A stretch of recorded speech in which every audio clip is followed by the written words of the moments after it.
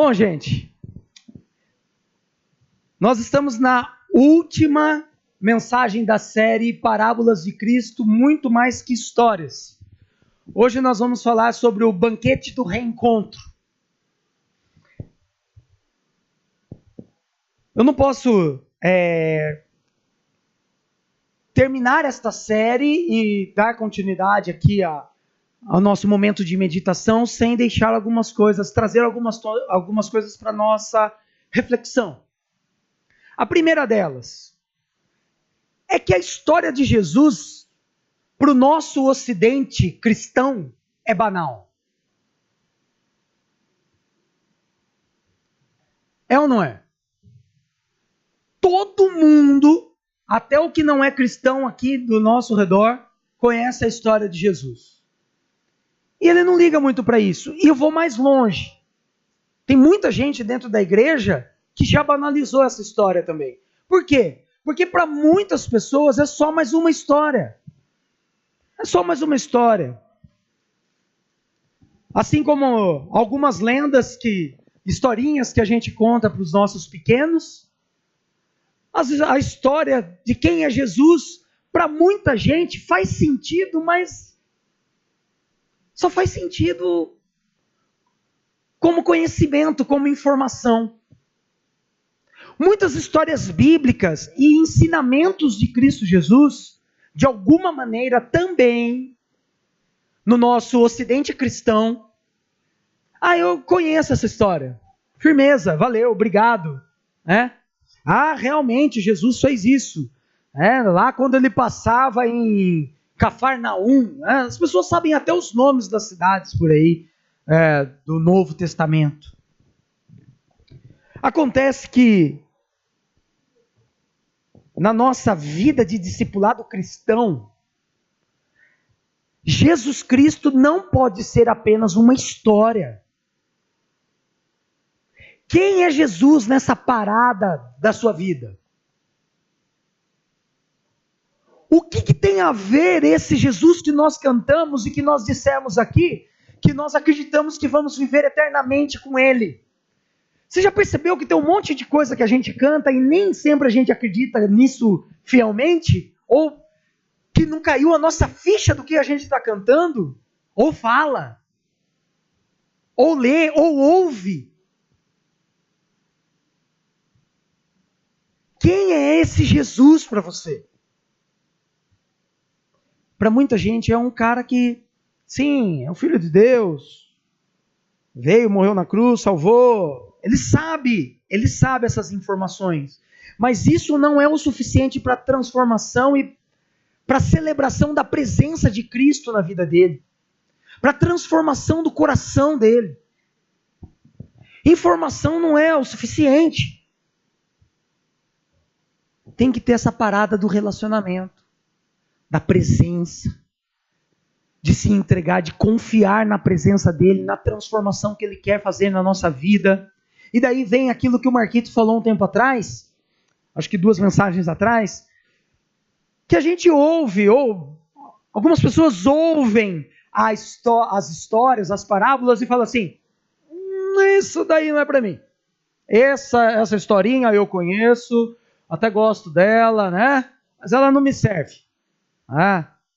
Para que eu vou aceitar o filho que voltou depois de ter gasto toda a minha herança? A história não está falando disso só. A parábola que Jesus contou não está falando sobre aceitar alguém que gastou uma grana. É muito mais profundo.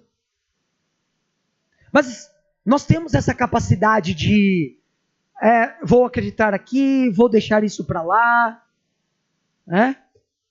Vá lá e venda seus bens. Então, Jesus não estava falando muito bem em vender seus bens. Estava sim. Porque para aquele jovem rico, os bens eram o seu Deus. Portanto que ele sai triste da situação. Não é assim a história? Viu como todo mundo conhece as histórias? Elas precisam ser vividas. Foi para isso que nós fomos chamados.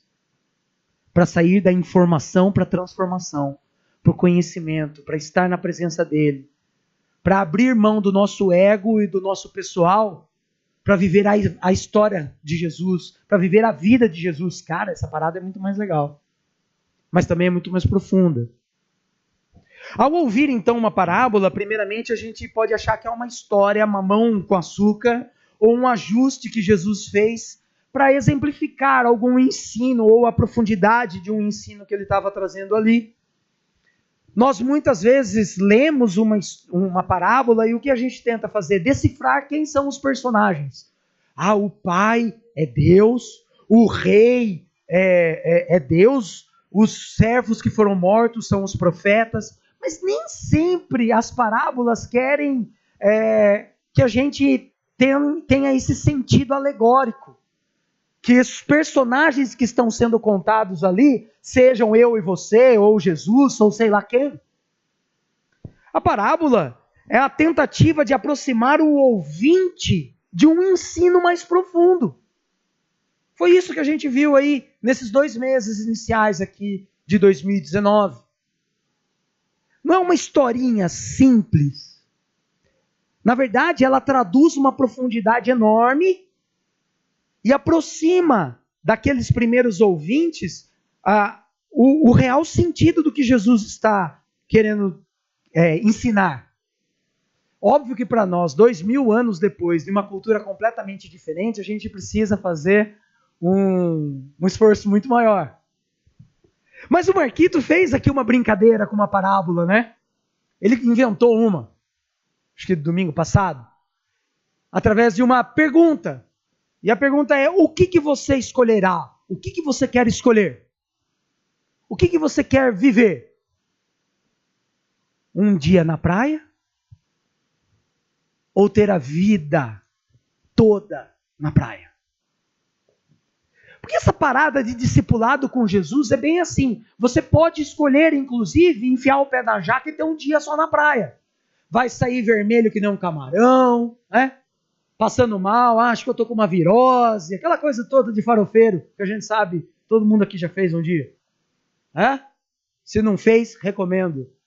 Olha, vai mudar a sua percepção do que é um dia na praia. Bom, bem como você pode enfiar o pé na jaca, né? E daí você vai ter que viver as consequências desse enfiar o pé na jaca, vermelho, queimado, passando o outro dia no banheiro e tudo mais. Ok? O reino te dá essa liberdade. O problema é que nós também temos o viver da praia um dia aqui na comunidade. Porque há um movimento de gente que consome a vida da comunidade. Em que sentido? De consumismo mesmo. Eu me emociono com as músicas, a mensagem, nossa, hoje a mensagem foi para mim. E no dia seguinte, continuo sendo o mesmo cara do domingo antes de entrar naquele culto. E eu continuo fazendo aniversário de não sei quantos anos, sendo o mesmo cara cristão que não foi transformado por Cristo Jesus, porque as parábolas só lhe trouxeram informação e não transformação.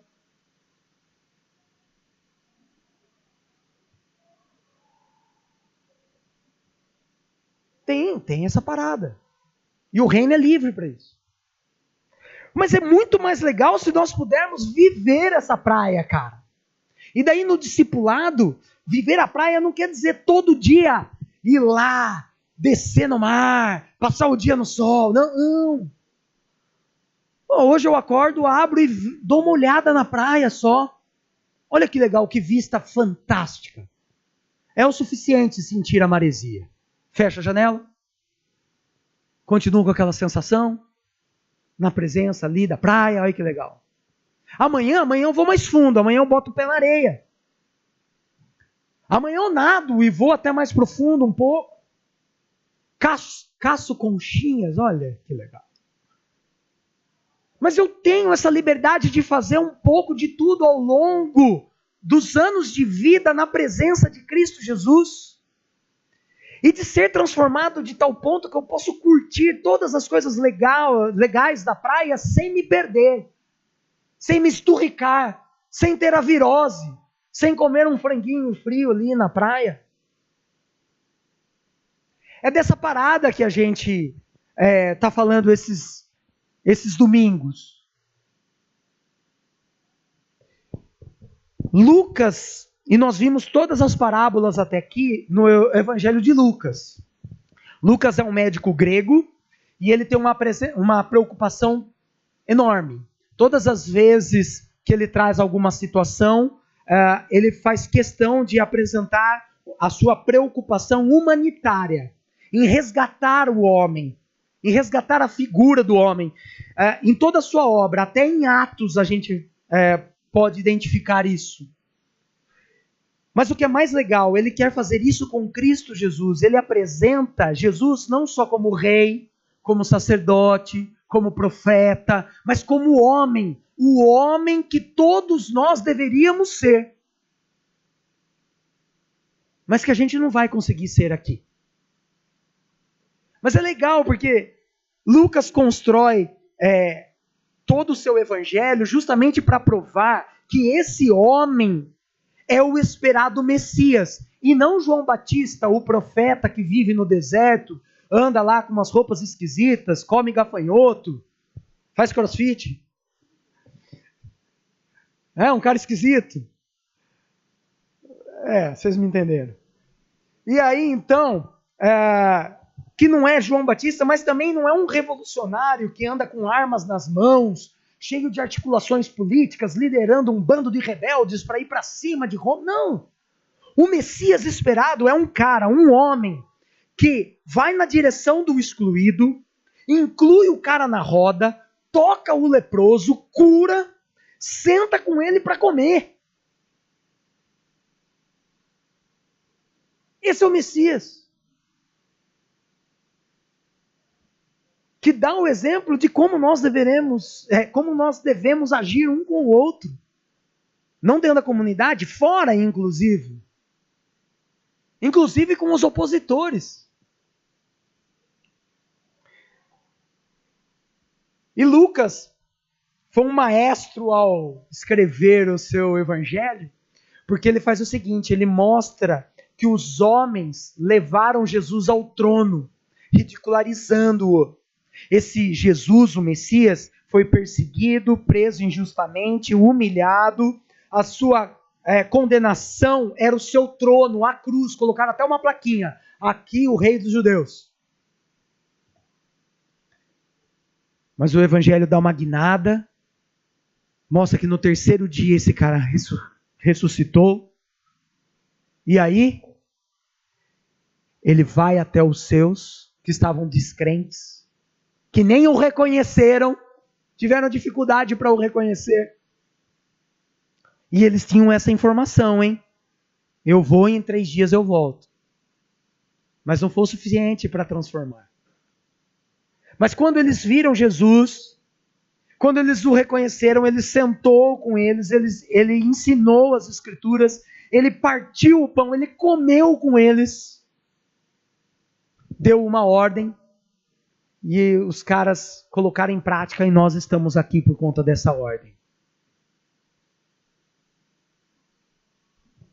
Especificamente no nosso texto, Lucas 14, de 15 a 24, ele está bem no meio de um desses momentos em que Jesus participa da vida da sociedade ali. Ele foi convidado para um banquete, uma balada de sábado à noite, se você me permite essa brincadeira. E ele foi, uma balada na casa do fariseu. Deve estar tocando a harpa cristã, né? Não pode ser Cassiane nem a pau. E daí o que rola lá na casa do fariseu? Jesus, quando o texto... Deixa eu falar para vocês mais ou menos como é que é um banquete naquela época. Imaginem um vilarejo, umas 700, 600 pessoas morando lá. O cara fala que vai dar uma festa, todo mundo sabe que vai rolar uma festa no lugar, ok? Tudo bem? Aí o que acontece? Tem uma lista de convidados. Mas quem que vai para frente da casa lá que vai rolar a festa? A cidade toda. Vai todo mundo. Por quê? Tem o cara que vai ficar ali, só manjando ali, a fila. Vai ter lugar para mim ou não vai? Faltou um convidado aí, ele olha o dono da casa, dá uma piscadinha, o dono da casa cordialmente cumprimenta, mas só coloca para dentro quem ele convidou, né?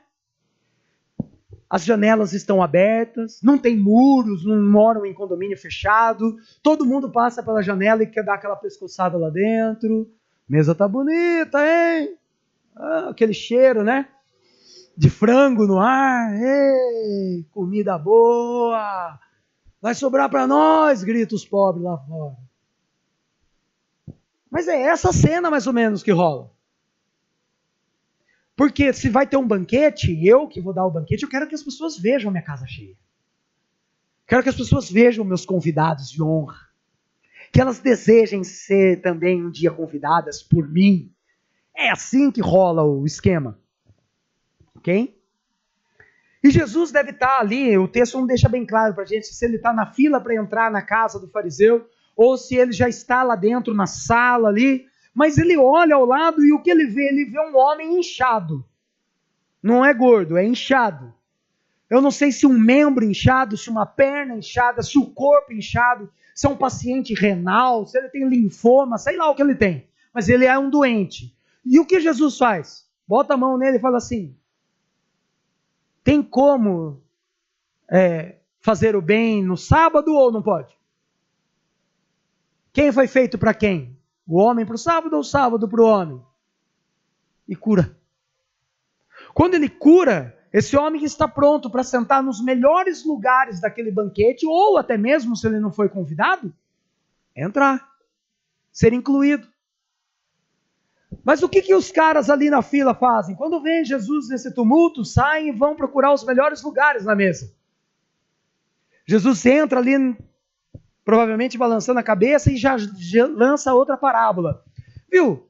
Não fiquem buscando os melhores lugares, porque vocês podem se dar mal. O dono da festa vem e fala assim, chegou um amigo meu mais chegado ali, você vai ter que se levantar deste lugar, porque ele vai sentar ao seu lugar. E você vai ter que sentar lá no fundo da mesa, e vai ficar chato, todo mundo olhando para você, falando,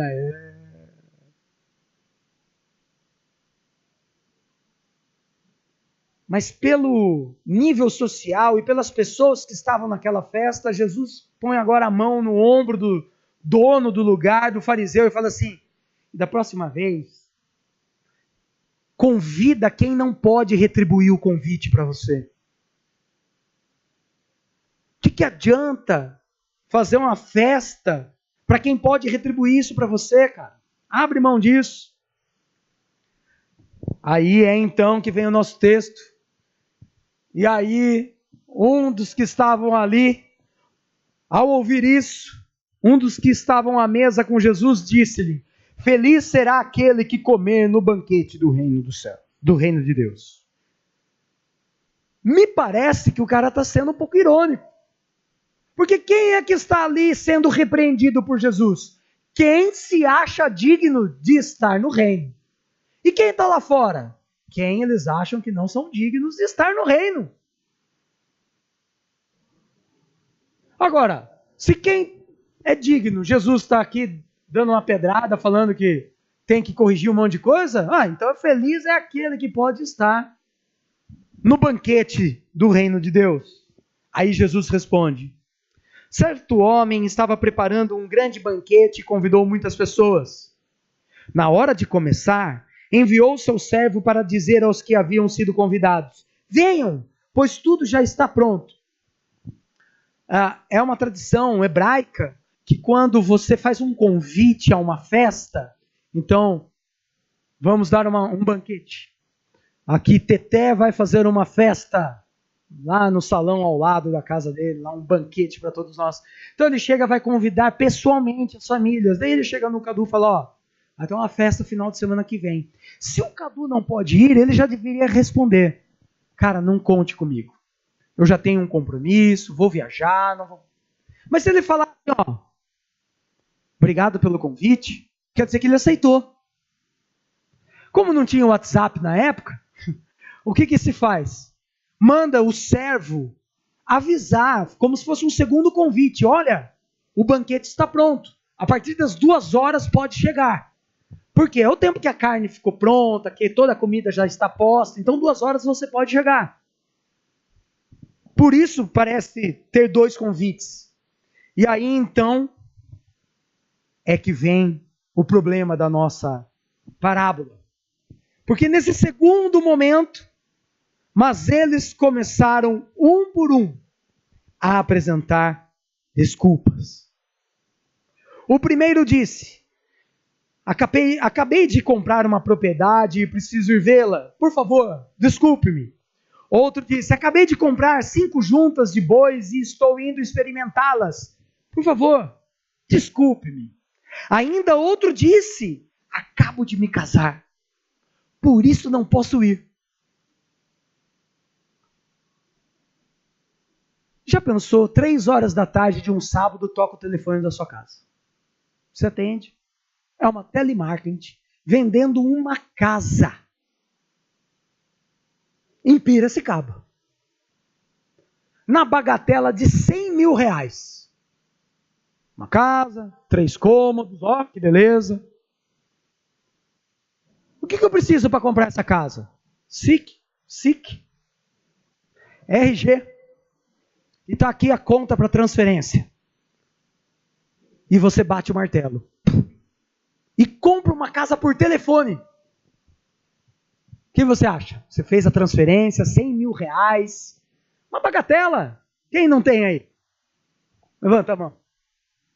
E aí, e aí então, você comprou agora uma casa por telefone. E agora, sábado à noite, você vai deixar a balada, graças a Deus, em nome de Jesus, porque você vai ver a casa que você comprou por telefone. Não é uma coisa inteligentíssima? Hã? Já aconteceu com vocês isso?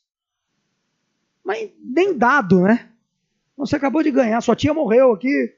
Bem que tia morre e ainda deixa a casa para você pagar. Você acha que um judeu ia comprar uma propriedade dessa forma? Pensa comigo. Quantos judeus você conhece? Pobres ou ricos? Você acha? Ele quer saber qual é o tamanho da propriedade, ele quer saber se a casa é funcional, se a terra é produtiva. A resposta que ele dá é esdrúxula. Viu? Olha, é o seguinte, eu não posso ir. Sabe por quê? As minhas posses são mais importantes do que você e o seu convite. É isso que ele está falando. O dinheiro para mim é mais importante do que a sua amizade, do que a sua presença. O segundo comprou um trator sem ver, sem testar. Porque como é que se compra? Para que servem os animais, a junta de bois? O boi vai levar a carroça, puxar o arado. Como é que se faz a compra? Eu anuncio que eu tenho a venda, então você vai lá nas minhas terras e vai ver 2 dias pelo menos o boi trabalhar, comer, dormir, descansar. Você quer saber se ele é saudável? Hã? Não é Massey Ferguson. Então você precisa ir lá, conhecer o animal, saber da saúde dele, se ele é forte o suficiente para o trabalho que você quer. Se eu não estou tentando ludibriar você. Mas não. O cara comprou um Vectra 97 por telefone pela bagatela de 17.000 e agora ele vai experimentar. Vira para o outro cara e fala assim, olha, você me perdoa, você me desculpe, ele pediu desculpa, mas os animais para mim são mais importantes do que você.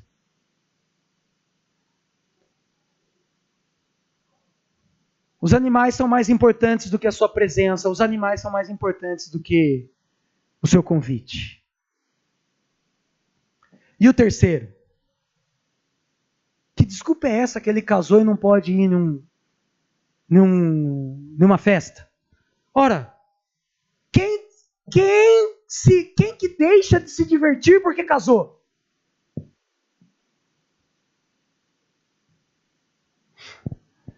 Quem que deixa de se divertir porque casou? Fala para mim.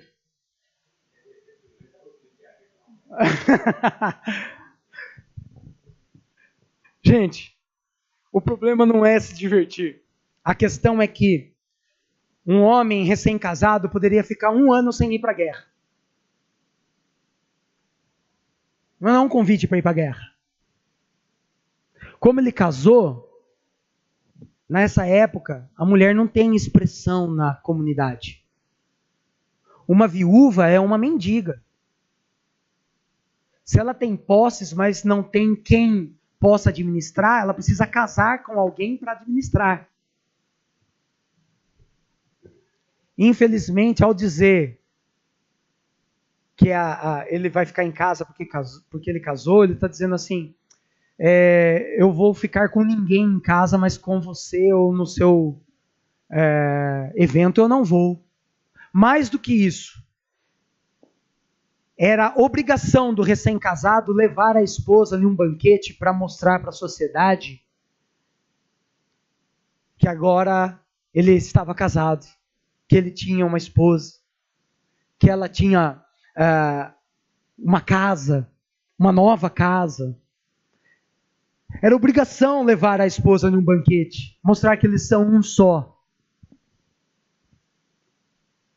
Essa foi a pior desculpa de todas. É óbvio, então, que o servo volta, dá essas desculpas. Olha, os seus convidados disseram que posses, animais e momentos até desprezíveis são melhor do que estar na sua presença.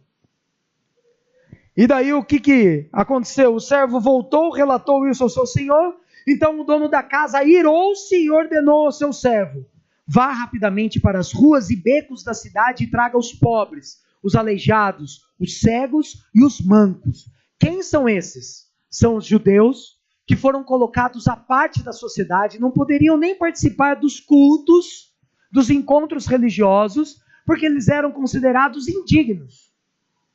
Os pobres são indignos, eles precisam ter o culto deles, eles precisam chegar até nesse momento do culto.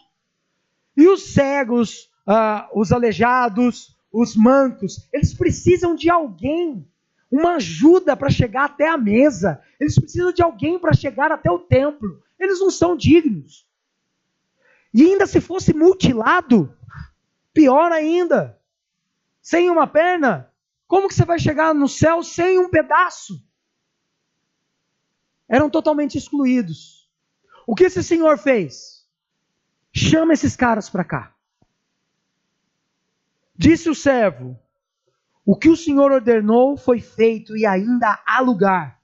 Então o senhor disse ao servo: vá pelos caminhos e valados e obrigue-os a entrar para que a minha casa fique cheia. Eu lhes digo, nenhum daqueles que foram convidados provará do meu banquete.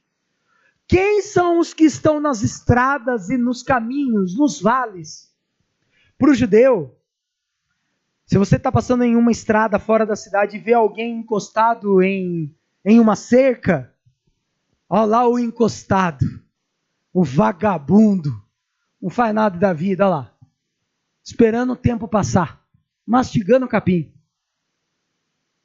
Quem mais está fora da cidade? Os impuros, os condenados, os pagãos, os estrangeiros. Todos esses que de maneira alguma sentam à mesa junto com o judeu. Todos esses que de maneira alguma para um judeu vai partilhar de um banquete no reino dos céus. Quem são esses? Para eles, eu e você. O que Jesus está contando aqui é que em um primeiro momento, no convite de Cristo Jesus, para chegarmos até a mesa, para chegarmos até o seu discipulado, a caminhada com Ele, para chegar esse convite até a mim e até você, houve uma recusa. E dessa recusa, aqueles que foram excluídos foram chamados, e sobrou lugar. Aí foram chamados aqueles que nunca fosse imaginado estar ali sentado à mesa. E o convite é para que esses, ao chegarem à mesa, tragam outros. Essa palavra obrigue dê a mão a eles. Traga eles até a mesa do reino. Traga-os até a mesa pela mão. O que Jesus está querendo dizer aqui, para aqueles fariseus, para aqueles que se achavam dignos o suficiente, para não precisarem fazer mais nada para estar no reino, é que, olha, vocês são informados, mas vocês não são transformados. Olha, preste atenção, o meu convite é para sair da mesmice, para sair do egoísmo, para sair dessa vida de troca de favores, de fazer as coisas um para o outro, para que você seja retribuído, para que você seja multiplicado. O meu convite é para que você venha, se assente à mesa, ingresse no reino, e mais importante, abra mão de si, abra mão de interesses egoístas, de trocas de favores, e participe de um discipulado com e em Cristo, que é aceitar, sentar à mesa e partir o pão com o mestre, seguindo a ordem num banquete. Qual é a ordem deste banquete? Se você colocar a mão neste prato, se você partir o pão comigo, vá e conduza outros até esta mesa.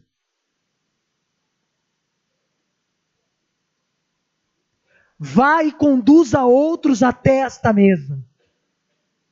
Traga-os pela mão, caminhe com eles. Mas isso não dá para ser apenas na informação, tem que ser na transformação de cada um de nós. Na transformação que vai fazer com que sejamos um, e fazer com que sejamos um não é uma pálida referência a andarmos de terno e gravata, estarmos debaixo do mesmo teto, é sermos cada dia mais parecidos com Jesus. É isso que vai fazer com que sejamos um.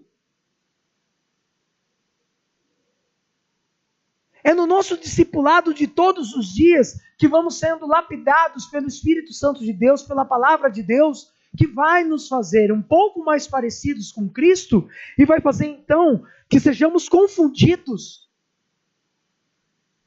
e já não saibamos mais, entre aspas, quem é quem, na comunhão, na presença de Jesus e não nas formas, como queriam os fariseus nos seus banquetes, que lavassem as mãos, que sentassem aqueles que pudessem retribuir. Nós fomos chamados para estes. Quem? Os indignos. Nós outrora fomos indignos. E em Cristo Jesus fomos aceitos pelo Pai. E naquele dia, como nós cantamos aqui, na presença de Deus Pai no banquete, quando Ele levantar o brinde ao Filho, todos nós levantaremos e diremos: obrigado, Pai. Obrigado pelo Filho. Pelo Filho que sou em Ti. Pelo Filho que o Senhor me transformou em Cristo Jesus. E obrigado pelo Filho. O Cordeiro pelo qual derramou o seu sangue, para que nós pudéssemos nessa noite falar com liberdade que nós podemos pisar e ter a praia para sempre. Que nós podemos nos banhar na praia eternamente. Porque alguém já pagou um alto preço.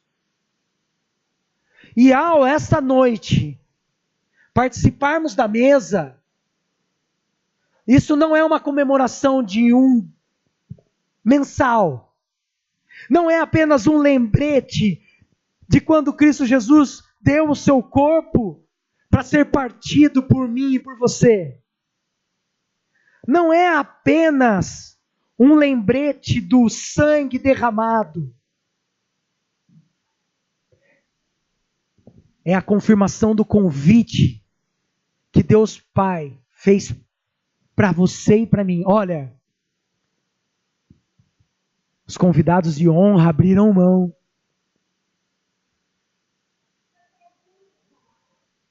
Os indignos chegaram e tem lugar ainda. Venham, coxos. Venham, desprezados. Venham, vocês que estão culpados, que estão cheios de dor, de choro. Venham. Venham que na mesa vocês serão livres em Cristo Jesus.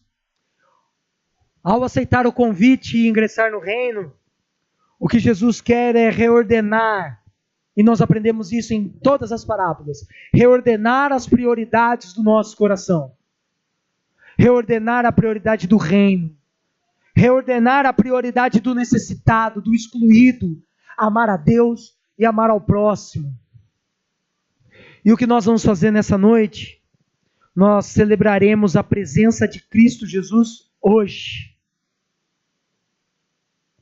E o nosso reencontro amanhã, quando vamos partir o pão e tomar o cálice verdadeiro na presença de Jesus. Sim, nós não seremos iguais a Jesus aqui. Mas nós precisamos, assim como nós cantamos, esperar o dia que isso vai acontecer. E nesse dia nós vamos não repetir um gesto. Nós seremos saciados, porque nós não vamos mais precisar repetir o gesto. Que nós estaremos na presença eterna de Jesus que já está aqui. Transformados eternamente. Deus Pai, muito obrigado pela mesa do Senhor. Obrigado a Deus pelos elementos, pelo pão, pelo cálice. Nós não queremos apenas repetir um gesto aqui, nós não queremos fazer deste momento apenas um momento mensal de lembrança, mas, ó Pai, clamamos que seja a renovação da Tua aliança de transformação nas nossas vidas. Deus, que sejamos realmente um aqui, ó Deus. Que o Senhor, na nossa particularidade, nas nossas dificuldades, esteja nos transformando, fazendo-nos mais parecidos com Jesus. Somente Jesus, Deus. Não com denominações, com vestes, com tradições. Nós queremos ser parecidos somente com Jesus. Clamamos, Deus, que o Senhor continue a operar a sua boa obra nas nossas vidas. Clamamos que o Senhor perdoe os nossos pecados, pois queremos participar da Tua mesa em plena comunhão contigo. Perdoe-nos, ó Deus, se a nossa comunhão não tem sido como o Senhor deseja. Clamamos que o Senhor nos dê condições para que essa comunhão aconteça. Seja ela contigo, ó Pai, seja ela com a comunidade.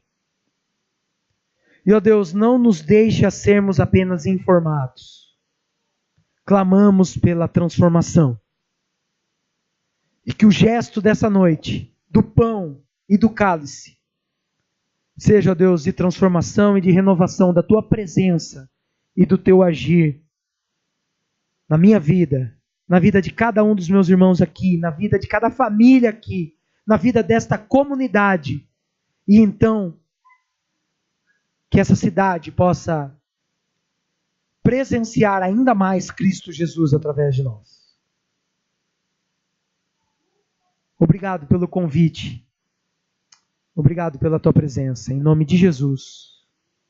Amém. Olá pessoal, tudo bem? Você pode abençoar muito o nosso ministério fazendo o seguinte: se inscrevendo em nosso canal, deixando o seu joinha aqui embaixo, comentando e compartilhando essa mensagem com outros.